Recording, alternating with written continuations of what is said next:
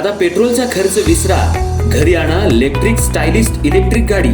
100% भारतीय बनावटीची electrics EV electric गाडी आता उपलब्ध. 5 वर्षांची वॉरंटी, आकर्षक कलर्स आणि स्पोर्ट्स डिझाईन. एकदा चार्ज करा आणि 100 ते 140 किलोमीटर पर्यंत रेंज. अत्याधुनिक सर्व्हिस सुविधा, लोन सुविधा सुद्धा उपलब्ध. आजच भेट द्या साई मोटर्स, किसान चौक, इचलकरंजी. संपर्क 93 73 27 57 52 किंवा 0230 299 77 66. नो पेट्रोल नो टेन्शन, इलेक्ट्रिकचा स्मार्ट पर्याय.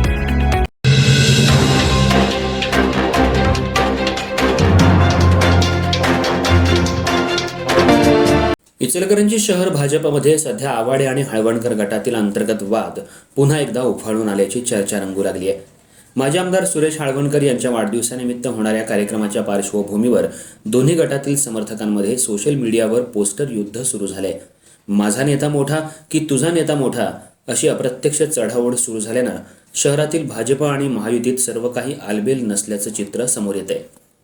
येणाऱ्या 2 तारखेला माजी आमदार सुरेश हळवणकर यांचा वाढदिवस मोठ्या उत्साहात साजरा करण्यात येणार आहे. त्या पार्श्वभूमीवर काल भाजप कार्यालयात बैठक आयोजित करण्यात आली होती. या बैठकीला माजी आमदार प्रकाश आवाडे यांनी उपस्थिती लावत हळवणकर आणि आवाडे गट एकच असून भाजपमध्ये कट कारस्थान चालणार नाही असा सज्जड इशारा कार्यकर्त्यांना दिल्याची चर्चा राजकीय वर्तुळात सुरू झाली आहे. मात्र या बैठकीनंतर दोन्ही गटातील कार्यकर्ते सोशल मीडियावर सक्रिय झाले असून पोस्टर आणि फोटोच्या माध्यमातून शक्ती प्रदर्शन सुरू झाले. आमदार राहुल आवाडे यांच्या सोशल मीडिया पोस्टमधून माजी आमदार सुरेश हळवणकर यांचा फोटो गायब झाल्याची चर्चा रंगली आहे.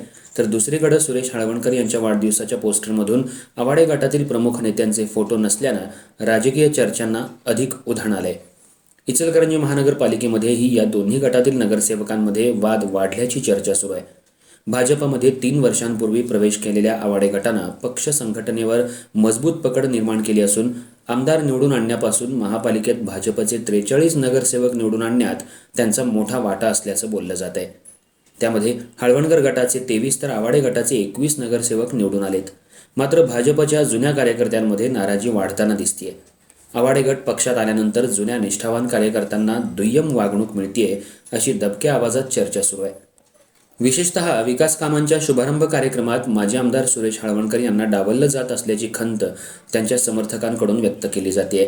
वरून सर्वजण एकत्र असल्याचं चित्र दाखवलं जात असलं तरी आतून मात्र भाजपमध्ये धुसफूस सुरू असल्याचं बोललं जात आहे. आगामी काळात हा वाद आणखी वाढण्याची शक्यता राजकीय जाणकारांकडून व्यक्त केली जाते. त्यामुळे मुख्यमंत्री देवेंद्र फडणवीस यांनी स्वतः लक्ष घालून हा वाद मिटवावा अशी मागणी भाजपच्या ज्येष्ठ कार्यकर्त्यांकडून होतीये. अन्यथा याचा मोठा फटका भाजप आणि महायुतीला बसू शकतो अशी ही चर्चा राजकीय वर्तुळात रंगू लागली आहे.